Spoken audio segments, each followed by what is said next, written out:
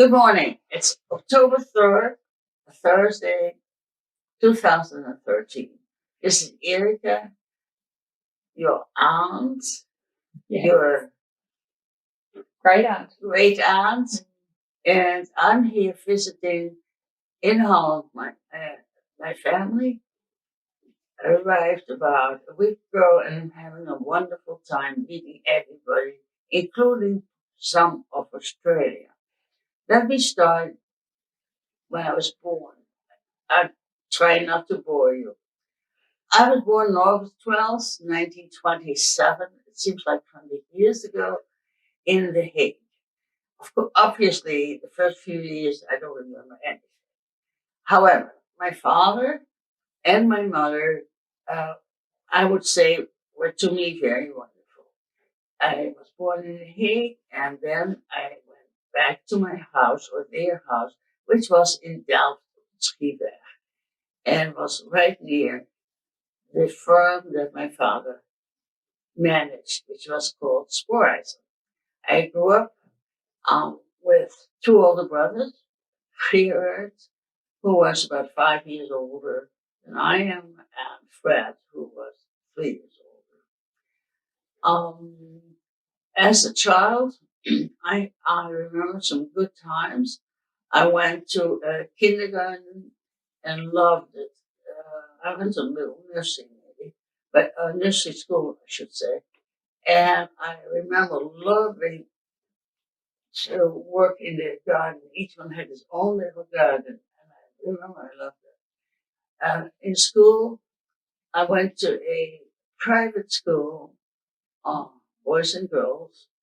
I was also in Delft, and believe it or not, I was riding my bicycle to school when I was 6 along the canals. Later on, I always questioned how my mother let me go on the dike. First, very often people drive right into the canals. They're all over, and there are no gates. So many, many times you see a car or a bike in a canal. Well, I went to school from 9 till 12, and then we go home for lunch, and then I went back from 1 to 4. We didn't have school Saturdays. I don't remember. I loved my classes. We had also once a week a Protestant minister, but you were allowed not to take the class. It was optional. I liked it. I really liked everything. I remember a lot about school. I loved mathematics. I wasn't good in painting. And in those days, there was really no gym. But when I was in 5th grade, I learned, I was younger. My father wanted me to swim because we went every summer to the beach. He says nobody can go swimming unless they have swimming lesson, and I passed with a certificate or whatever. So what I did very often is during lunch, instead of going home, I went to the swimming pool. We had at that time only an open swimming pool for the summer. But believe it or not, a few years later, they had a swimming pool for all year with a roof. There was a sliding roof. When the weather was nice, the roof was open in the summer or whatever. And when the weather was raining, of course, they closed the roof. I took lessons, I passed, and I was in the swim team, and I was quite a swimmer, and so was my brother Fred. And we used to really. Oh, I forgot to tell you. I forgot. In those days, the men, swam in a different swimming pool. Next to mine, there was a wall between. But since I like to jump and dive, I go from the high diving board, and guess what? I could see all the men. Of course, I was only a child, but this was very strange. As I was older, I realized how ridiculous things used to be. I lived in Delft, rode my back to the swimming pool, and then I came home, and this is quite odd, but I had some homework. which I did after dinner. And there was no such thing as going out in the evening. You just were home with your family. No, I skipped that one. I passed an exam and I chose to go to the gymnasium. It's, it's like a lycée, except you have Latin and Greek. That, because the gymnasium, high school is from uh, from start at 7 years old to 12, 6 years old, whatever. And you had to pass an exam. It was my choice. I could go to another high school that's only 5 years, but had no Latin and Greek. And I chose. And I had, as I said, I had to do except. If you find me repeating things, that's because I'm old. I don't sometimes remember what I say, but if you want to erase it, I don't know if that's possible. That's okay. Well, after gymnasium, I graduated from high school and went to America. Now, here comes the problem.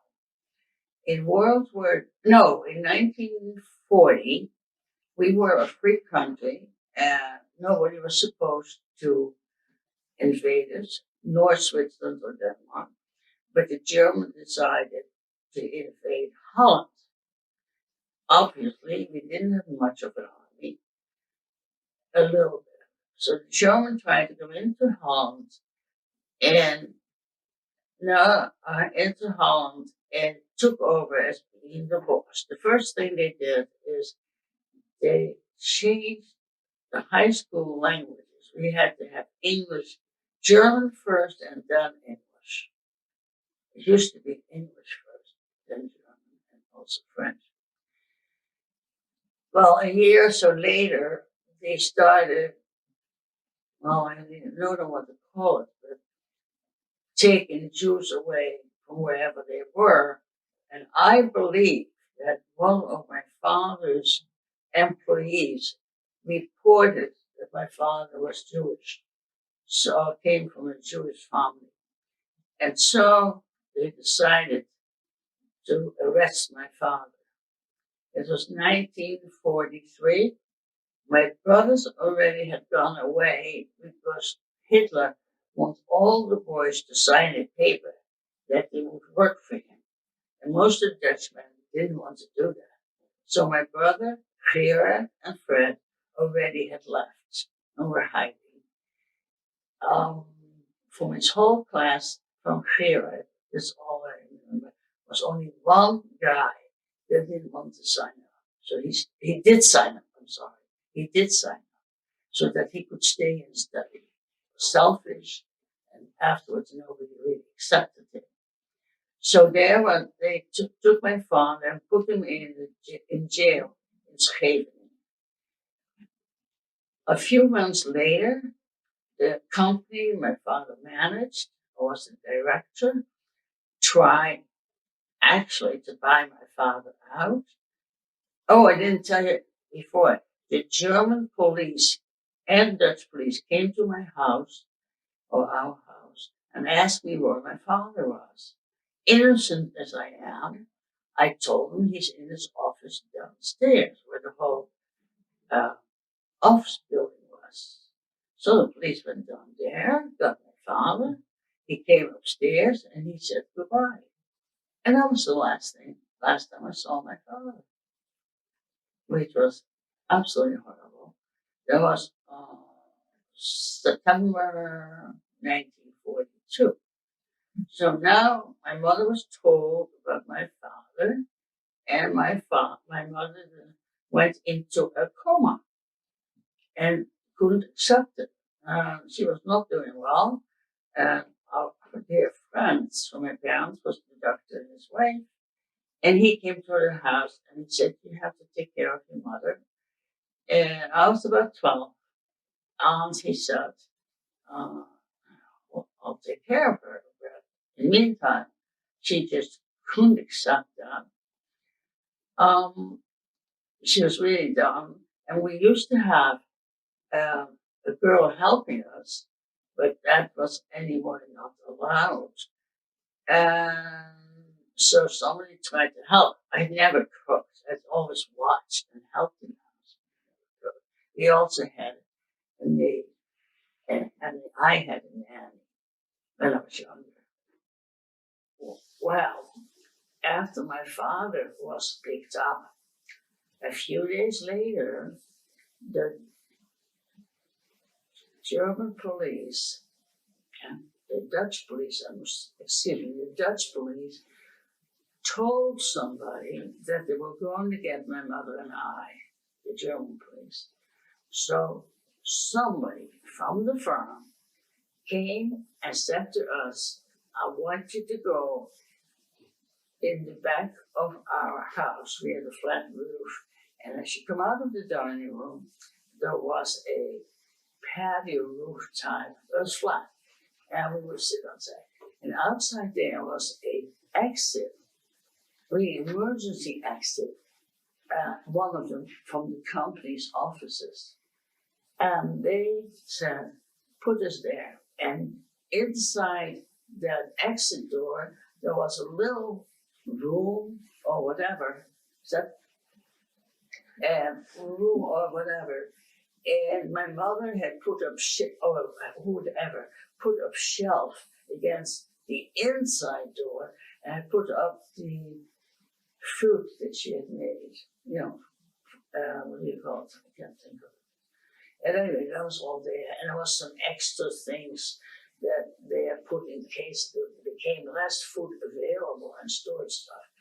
Well, those were shelves in front of that door, against the door. But if you lifted up the shelf, there was a cubicle in back of that, with a back to it. And we were hiding in that. So, and couldn't make noise. And they told us to stay there because someone would pick us up and take us away from here. So it was in the evening when we heard a knock, and gentlemen, all affiliated, they called it the underground, the people that were helping you. They took me first.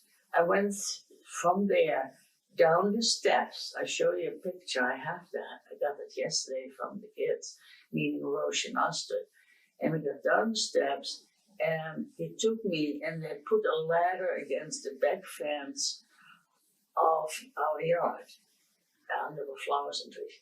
And I went over the back, on the ladder, over the back, and someone just jumped and picked me up. From there, I walked through a grass patio, and there was another person there, and he took me near a pig stand. I was hiding behind the pig stand and told to stay put, and a car would pick me up. That part I know. Some of it after is very vague, or I don't remember at all. But at this point, I like a glass of water and continue living. Hi, we're back again.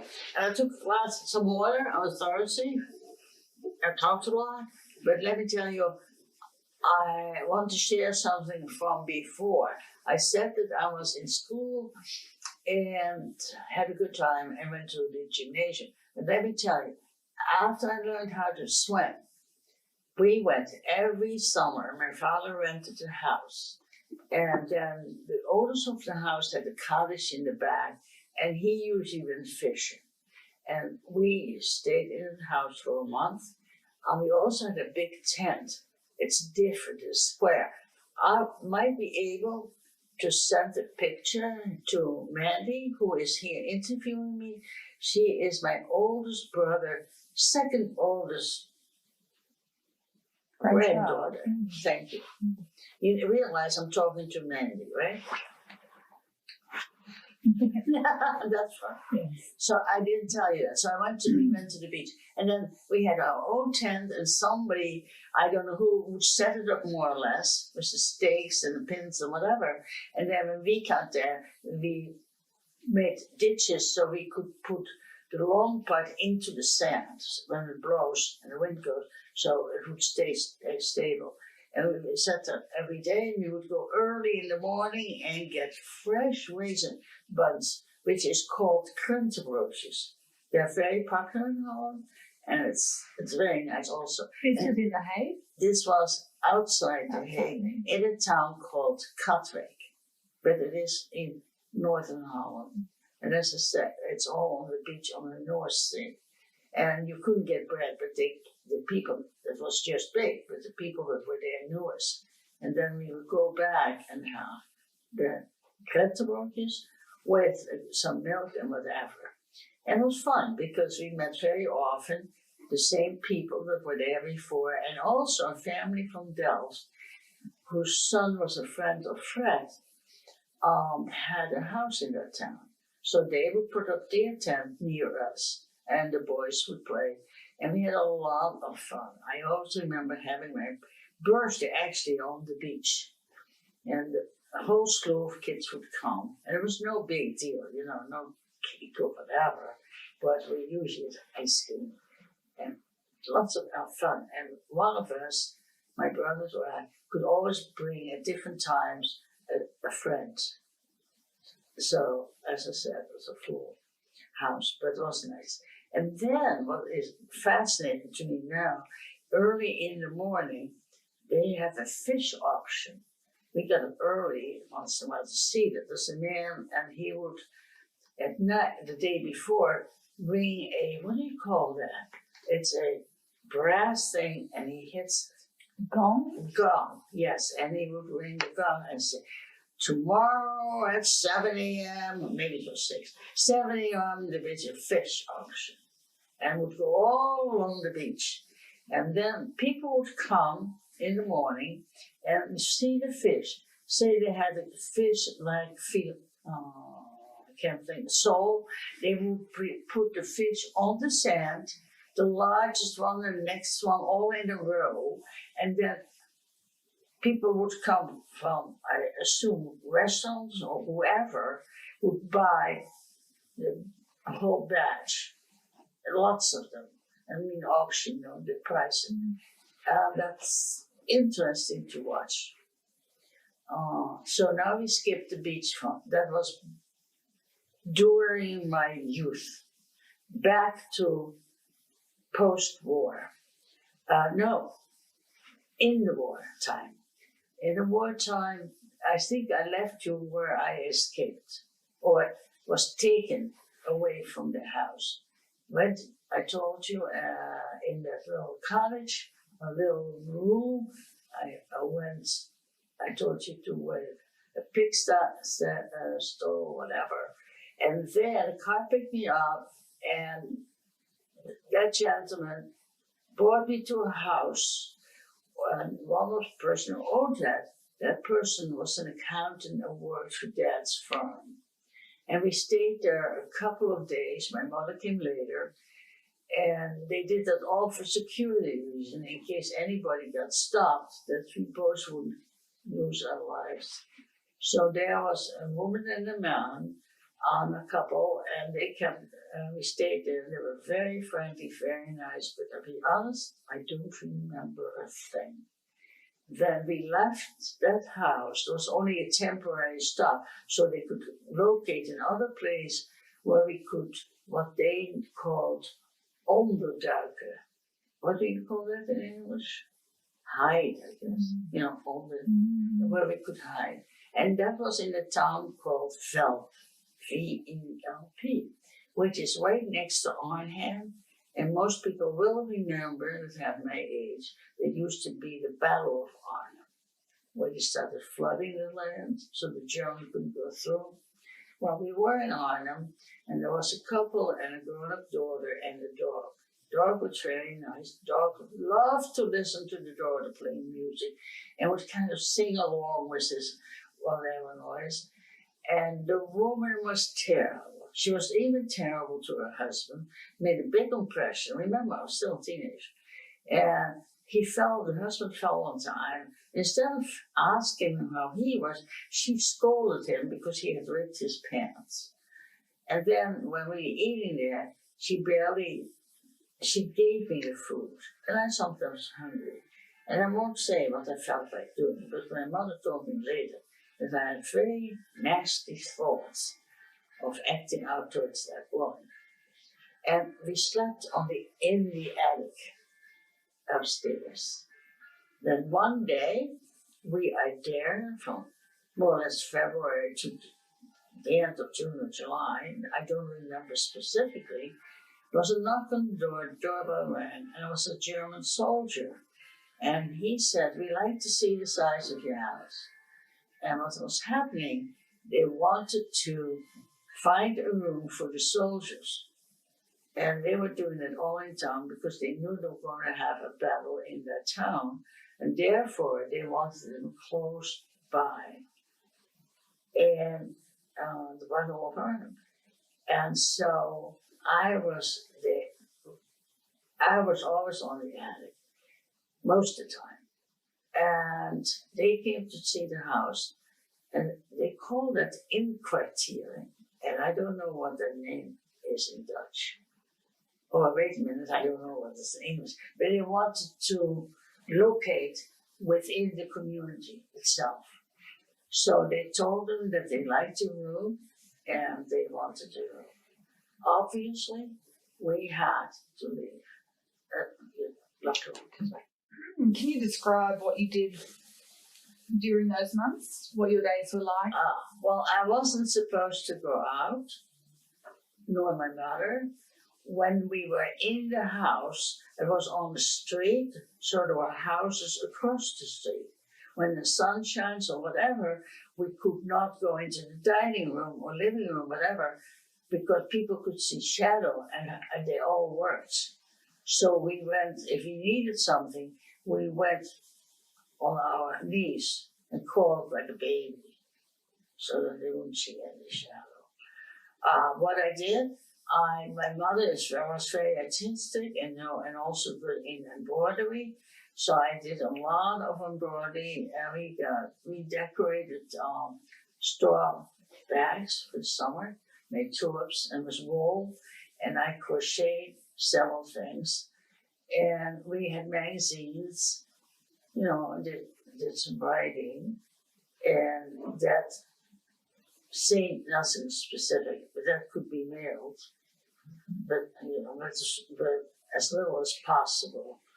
And we stayed there, as I said. But what did I do? As I said, it wasn't very much, but I do remember that I became a teenager, and you know what happened with a girl. And it's very tough because I never could see a doctor or anybody, so to speak. And that was very hard. And my mother would just say, well, if you lie in a certain position, she said, maybe it makes you feel better. And I felt bad because my mother wanted to help me, but there was nothing she could do. So I stayed there. And of course, after the soldier had said they wanted the room, you never know if they come sooner.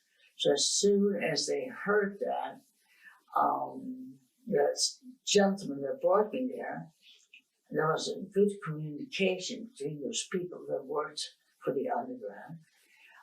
He came to get me, and he never took the two of us. So he gave me a false passport, which I had, with my own name and picture. But I'm sorry, it had a different name. I was called Emmy. The last name I don't remember, but it was my own picture with a different name, and so I had to remember that.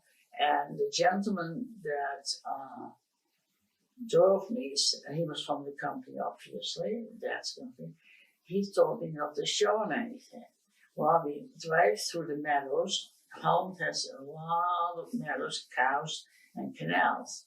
And as I drive there, there's a little, I don't know what you call that in English. Well, police stand. Oh, blockade or a blockade. And there were two German police. One was a gun, and they asked us to get out of the car, and one pointed a gun at me. They held the gun up and pointed at me. And he asked the gentleman who we were, where we were going, and he told them everything. Although he told me not to show my passport, it's very funny, he said to me, show the passport, which I did. And tell you, it was very hard for me not to tremble and show emotions, because I was fully aware that one slight move could make a mistake was the end. I also want you to know that I was not pretty, but that stupid guy was flirting with me. You know, kind of cutesy. Yeah, it's just baby minutes. Anyway, they cleared us, thank God. And so we drove to the next place, which was obviously in Holland. Oh, by the way, Arnhem is in the county of Gelderland. Holland has 12 counties. He drove me from Gelderland, from the place I was at, to Noordloos, which is in South Holland, the county of South Holland. And there I was on a farm, and this was a farmer's helper. The house was very small. It didn't have a bathroom. It had an outhouse. And I can't describe it to you because it was pretty bad in the summer. It was all the flies. And the woman and man were very basic, but boy, were they nice. Oh, they were so nice and good. Do you remember their names? No, Altje and Jacob. But I don't remember the last. Bos, yes. Altje, no, Altje was a daughter. Jacob and Herbertie and Bos. And then they had one daughter, my age, and her name was Altje. As far as I understand, they thought that we came from the city and needed food. Now, I don't know what else they have told them, because they took their life in their hands, even though they were paid by my dad's company, which was amazing. They paid. And so, of course, they could use that. But on the other hand, they could lose their life, for sure. So I stayed in an opkamer, noemen that, which is a room of the fancy room for guests, had a few steps, and it was a double bed. And I had to sleep with my mother, which I didn't like, but I had to do it. And so we spent the day doing different things, which you won't even understand. It's so primitive. He was a farmer's helper, and his wife was home cooking and making jolly or making butter, and Erica was there. And I was making butter. I had cream from the cows they had from the farm, and I was shaking this thing, the cream, to make butter, back and forth. And then we couldn't have any light at night because they didn't want the Allies to know that they were going over country. They wanted to have them think it was sea. So you really got punished. You had to be sure. So what we did is we connected a lamp, I don't know, to the battery of the bike or something like that. And I would turn the bike and the battery at the lamp. It was very, very, very, very primitive. The food was nice. It was healthy. And I would go in their garden. They had apple trees and all that jazz. But the opposite of kindness from the previous. Although the man in the previous place was nice and adorable. It's just the woman was very nice. So we stayed there. The daughter was a little babysitting once in a while for this head of school in town. There was only one school from grade 1 to 8th grade. His name was Jacob Verschoor. It turned out that she told him that her parents had a mother and daughter from the city, and she told him that in my name. And lo and behold, a few days later, a man arrives on the bike and says, "Don't worry, I understand. I have a niece at home." He said, "It isn't my niece, but that's what Altje thinks." But she is there because she's hiding. And this man, the head of school, was working for the underground. So he came on a bike, and I took out his bike, and I went to his house. And the irony is that he was telling me that my brother, Fred, was in the same town, only other, well, it wasn't really a town, it was a village, on the other end of the village. I never spoke with Fred, I never saw Fred, but he told us that Fred was fine, which was interesting and good for my mother. So that was it. And then he started bringing us books and brought some goodies and told us, or some papers, and so kept us going alive. It was really sweet. So they really, the parents became friends of my mother 3 years after, and they had a daughter. The name is Emmy or Emma, and that's the girl I'm going to see Saturday. I still see her. She has visited my mother many times in America because she became a stewardess. And she was one of the first ones to fly the 727 of the KLM, which means Royal Dutch Airline. And she became very friendly with my mother. So much so that I have to interject this little story, that one day I drove from New York to Brooklyn, where my mother was. And my mother opened the door and said, "Oh, Eddie is here." Well, excuse me? Like, I don't want you to come. I'm telling you, it was really strange. The two of them were glued together. But anyway, but she's a nice lady. And so we've kept in touch with Annie, or Emma, and she, one time, way later in life, I invited her and she came to see friends in America. She came to see me and stayed a week with me. We have kept in contact. Now, let's close this for a minute. Well, what can I tell you?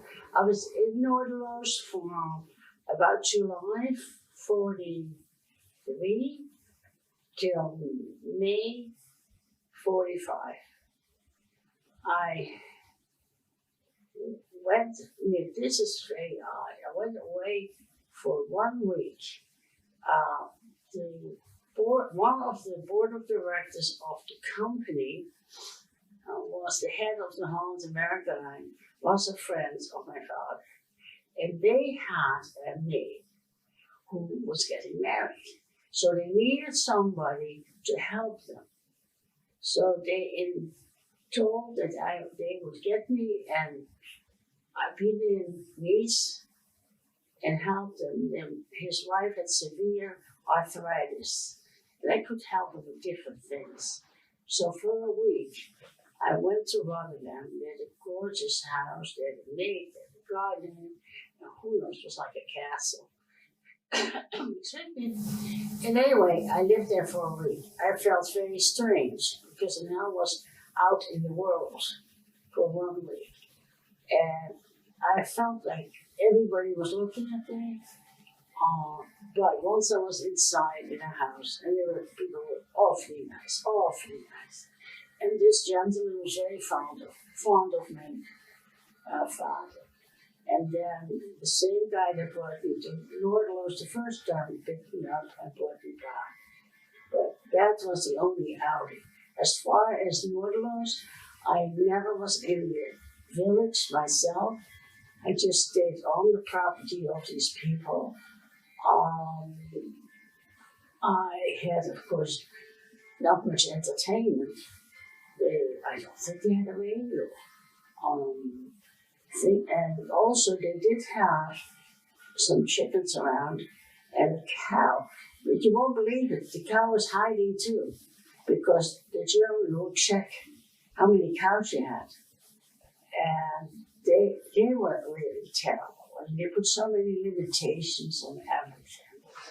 And then I remember one day the Allies dropped food, because because we were in a farm, but he was a helper, and they dropped white bread, and during the war, the German had put some kinds of the toolbox in the flour, and it's terrible.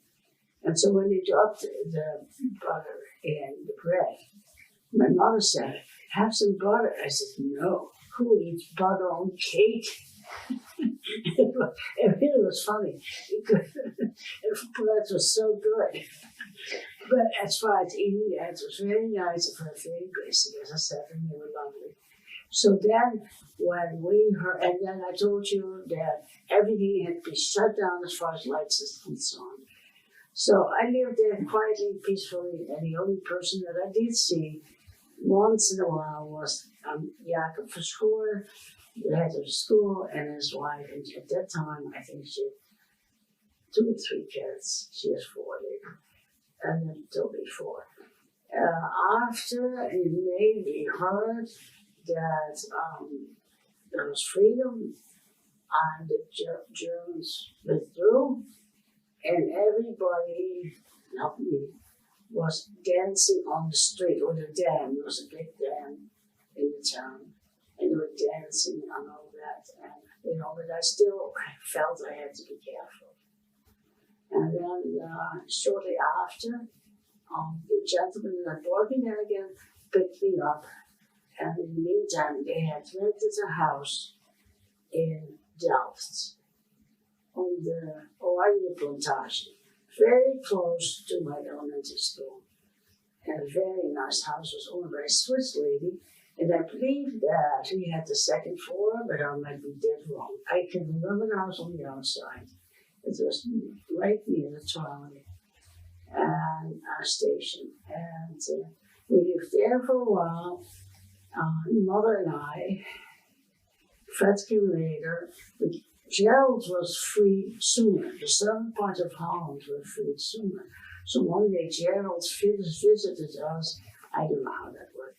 When we lived in that house in Oranje plantation, it was called. And then he went back. It was a poor driver, drove a truck, I don't know. But anyway, after that, Mother found her house was called on the Sporcino at 3 floors. And, monies wasn't that great. So what she did is she rented 2 rooms to 2 students, because Delft is known as the engineering university, the technical. And so she rented out to 2 students. And I lived there for a while, and then my mother went to America to visit her parents, who lived already in America for several years. She hadn't seen them, except before the war, her grandparents, her mother's parents had visited, and my father paid for the trip to Holland. And so the story goes on. Mother came back, she had a good time, and I decided it was time for me, I guess, to get away. I said to my mother, I'd like to go to America. So I corresponded with my uncle, who lived in Washington, married and 2 sons, if I could come and if he could sign my papers guaranteeing and taking the responsibility. But I told him I wouldn't use anything except to get the permission from him, so I could sign off on the papers to get a student visa.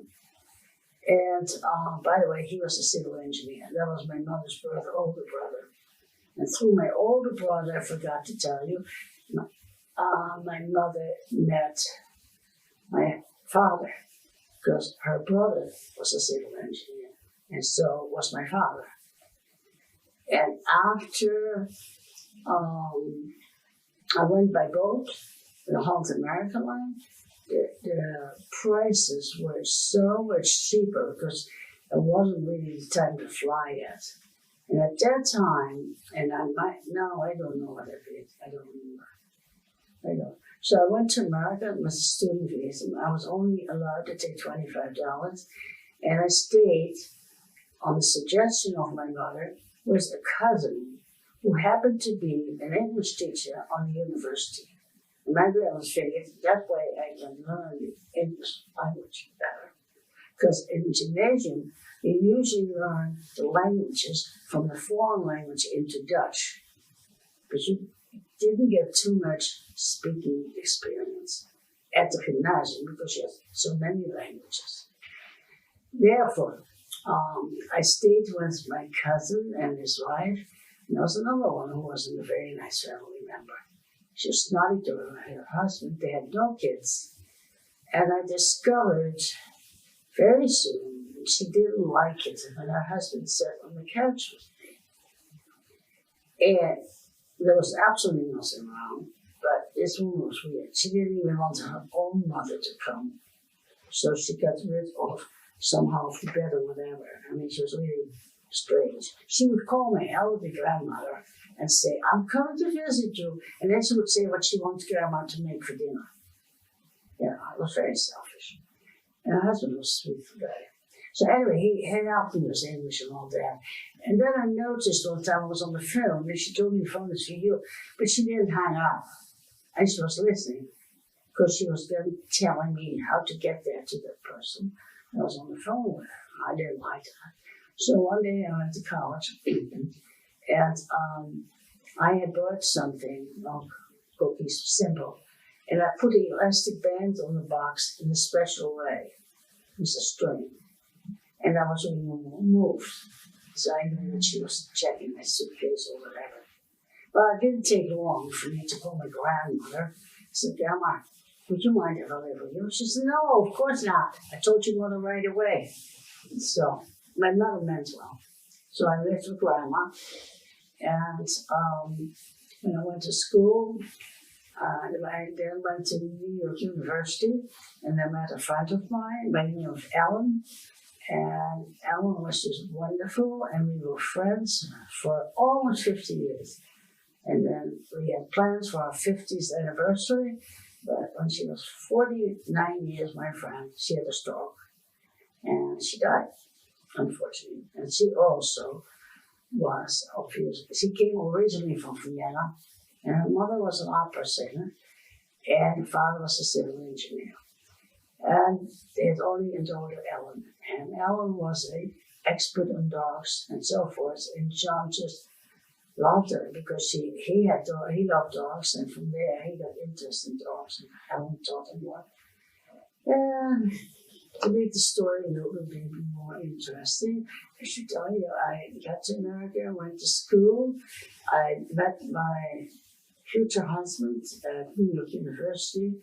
We got engaged at some point, and I don't know. And then I realized that I knew that if you had a student visa, you had to study for the rest of your life. So I decided I would change my status to a resident. To do that, you had to go to another country outside of the US. Well, the more simple way was to go to Canada. So I filled in some forms, and my future husband brought me to Canada, but then at the customs, I guess. At the customs, they took my papers and my passport. So now he said, no, you are here at the Canadian Niagara Falls, Canadian area, but I can go back.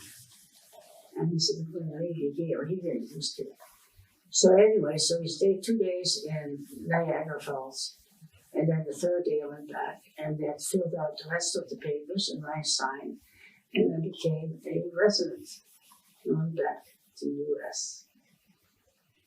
So, and then we married. I had a very simple wedding. I married in City Hall, and his mother, a sweet lady, made the dinner, and we just had the best man there and a friend, whatever, and his family and his parents. And in the meantime, had a huge, elegant dinner at a fancy place in Delft with Rose and Fred, and I don't think Fiat was there, but I don't remember. I have pictures. Really cool. And no, he could have been there because he got married on, I believe, on March 1st, 1950. And I get married on December 26th. December 27th in 1950. Matter of fact, all of us got married in 1950. Fred got married in May 1950, which I did not attend because I was just in that. So, in between, by the way, my mother called and wrote or whatever. She said, I'd like you to come home. And I said, I'd like to, but I can't guarantee you that I don't want to go back. And I can't afford it because I'm supporting myself. And she said, okay, I'll pay for it. So I came home, had a great time, loved it, but told my mother I'm going to go back. So I interrupted my story because that was, before I got married. So after I got married, we lived in an apartment in New York City for a while. We took it over temporary. It was really nice. And we also, by the way, trying to think, spent our honeymoon in New York. In a hotel. And then my husband got a job teaching at a private boys' school. It happened in the same school that John Kennedy Jr. was at. That school was a very plush school. Salary was crazy. His first salary was about $3,200 a year. Because the dollar was so good that 2 years later, we both went to honeymoon. And I remember our road trip, I think for one person, was $150, which now would be, if and when, at that time, $150, which would be about 300 euros. No. 150 is 75 times 3. 225 euros. Is that right? Can't be. $150. The other way around? Yeah. It's the other way around, right? 2/3, I guess, isn't it? So 100, maybe. Yeah. I'm sorry. It's not mathematically just good. It's $50 at that time. The dollar was so high, it was $5 for a Dutch gulden. Yet we lived as a prince and princess. I mean, the hotels to us were just cheap. It was unbelievable. I mean, you could buy what you want for the dollar. It was just incredible. And I stayed in really nice places because the dollar was high. So we came back, and my husband finished his master's degree. He decided he wanted to go again, and this was from money that I received because my father's will. We all got it for it. And so I went the second time. And really, and then is when we traveled and went to Belgium, France, Italy a few days, and Switzerland. And we came back to Delft. They lived on another state called Torbergenstedt. There is where the two oldest girls were born, Rose and Astrid. And then I might have forgotten a few things. I apologize, but I did not write this down. This is I called a la carte. I have no idea how to speak. I have no idea how to program it. I have no idea as to the correct way to present this, because this is my very, very first time. And I actually don't like to speak to a machine or whatever. I don't even like an answer machine, which I do have. Now, let me see what else I can share with you, because at that time I was older, so I moved from New York in '54. I moved to Westchester County, which is that was not that country, very pretty area, very expensive. And we rented a house that was really more like a little guest house attached to a big house, and it was a big, not a garage, what do you call it? It's more like a screwer. No, a screwer. Now, whoever knows, I guess it'd be Luke. I don't know what the screwer is in English. I don't think they have them. But anyway, we rented this house. It's very cute. We had 2 bedrooms upstairs. Living downstairs was out in a beautiful area. But since I didn't drive, it was not near windows, stores or what have you. So it was not simple, but a lot of fresh air.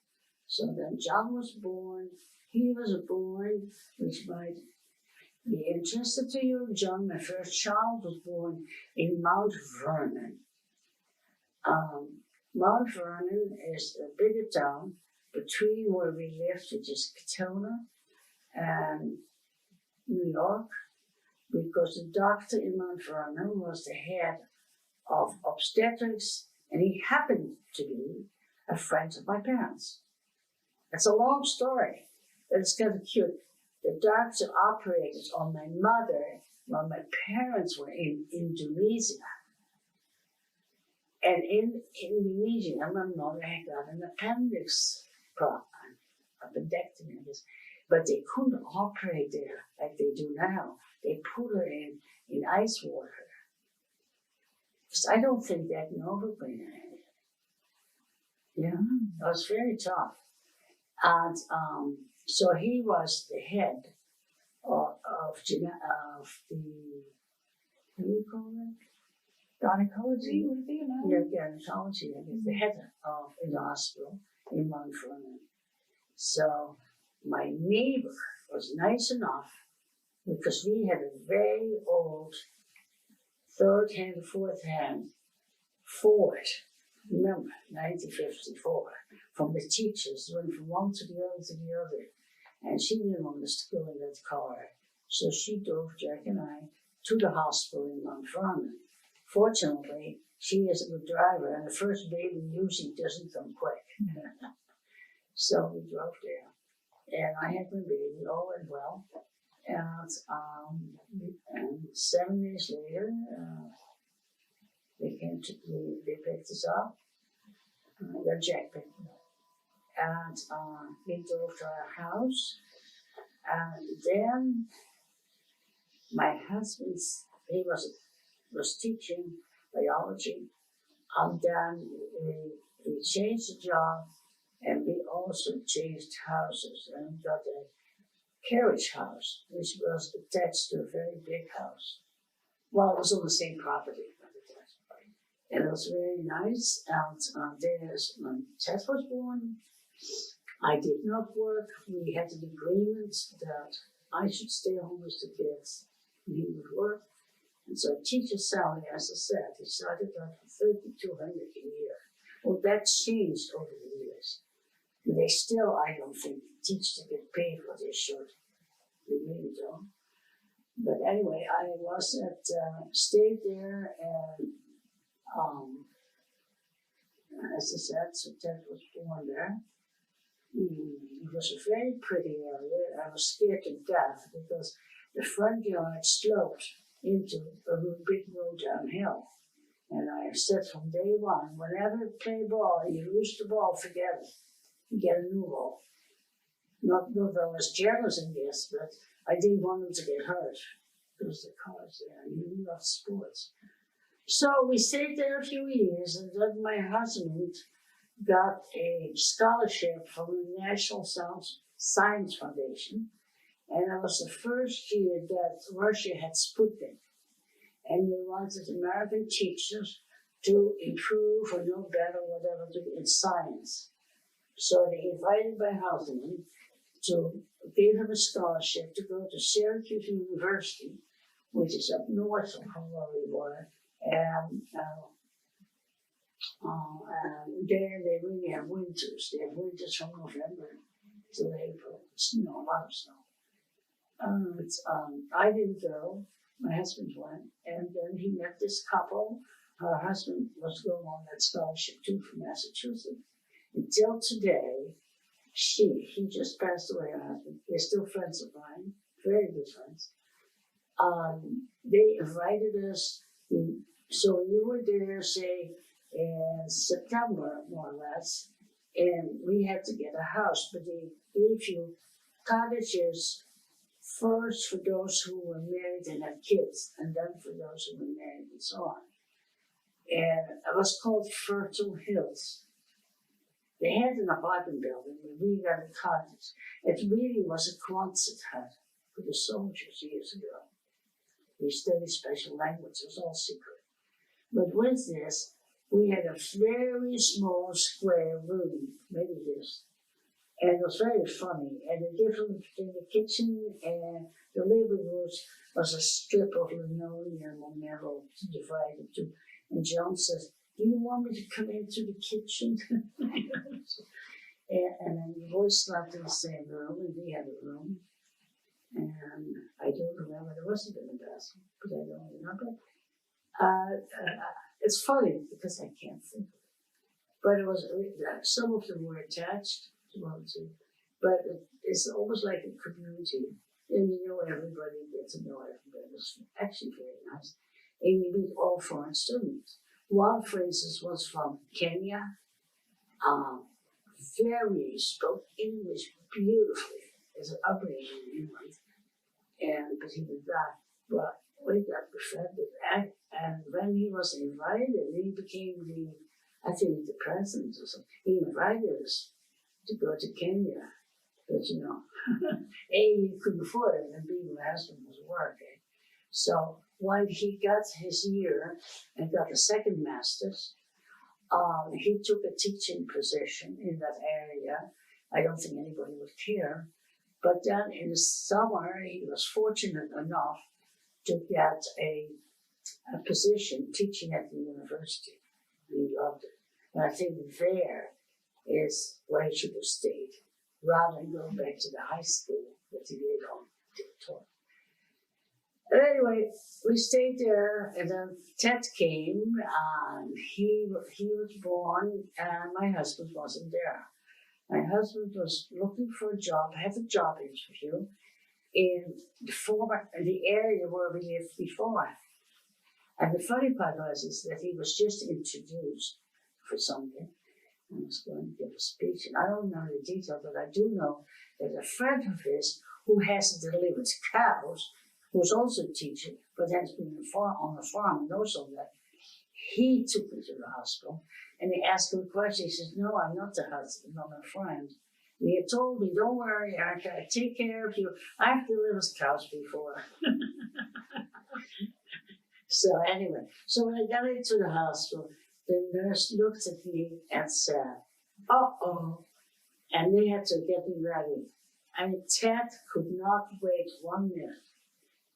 I can tell you something, by the time they called my husband, and he stopped what he was doing, and he drove back, and the doctor came, went through the red lights, and it's a long story, a funny story, and the doctor wasn't even there, and in the olden days, they used to say, hold it, just a baby. Well, Ted decided to turn around, and within 5 minutes, he was born. 5 or 10 minutes. I'm telling you. The doctor walked in, he went like that.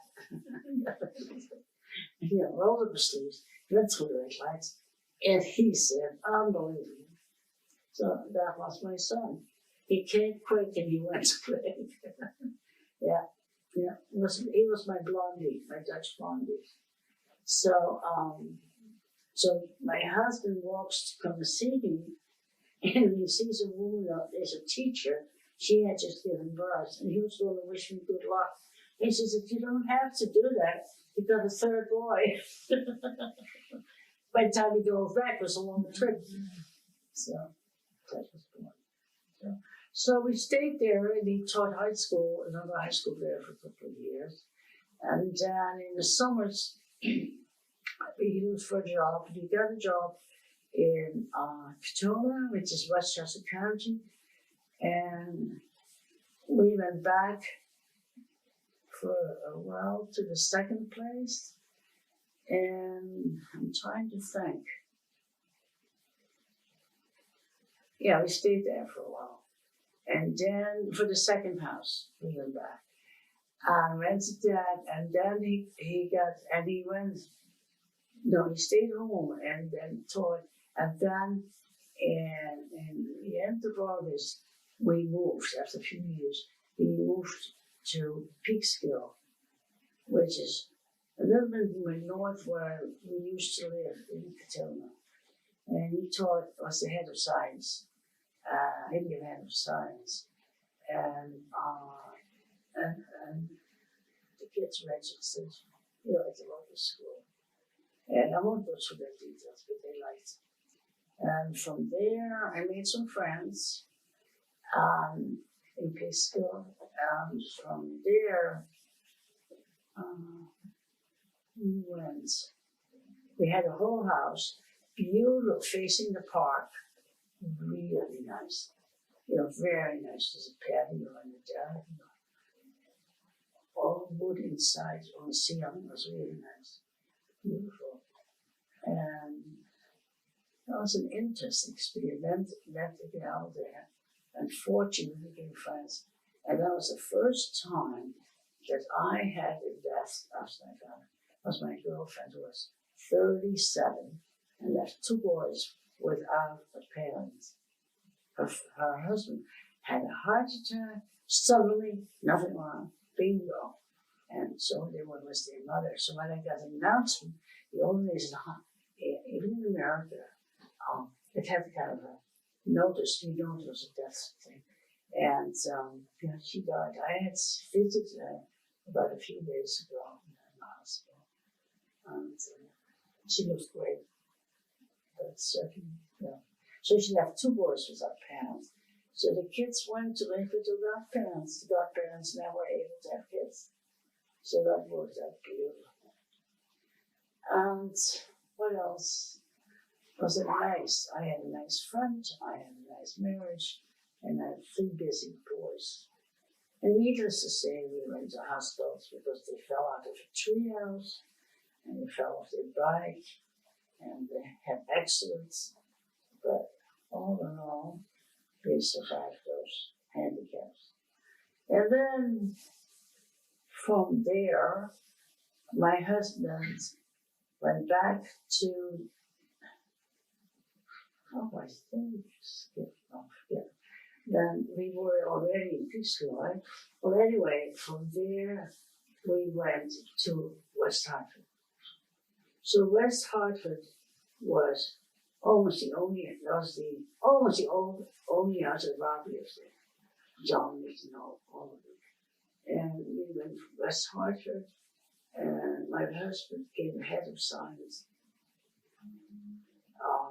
of the high school science department. And we didn't have enough money then to buy a house. So I told you we rented the house. And so then, it was started, I'm sorry. I'm thinking double. We went to West Hartford, and that's when we bought our first house. And my husband said, I went to look for houses. And he said, I found a house that reminded me of the house in Mrs. Nineveh. It was a movie, and I don't remember. Do you? Yes. So they rented. We bought the house, and we were going to paint, but by the time we moved, we were so tired. We didn't have much money.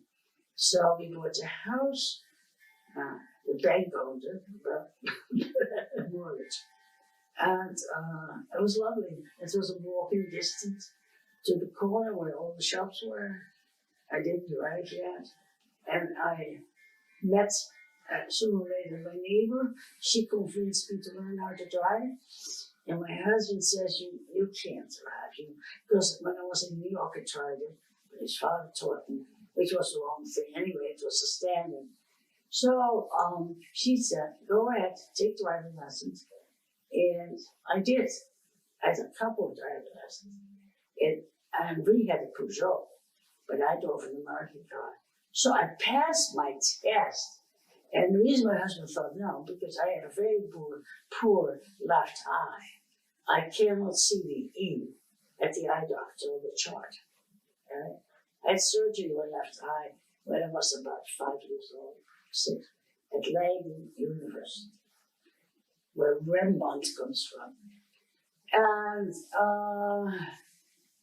I can't even, I have to think. Sorry, I think I take a station break.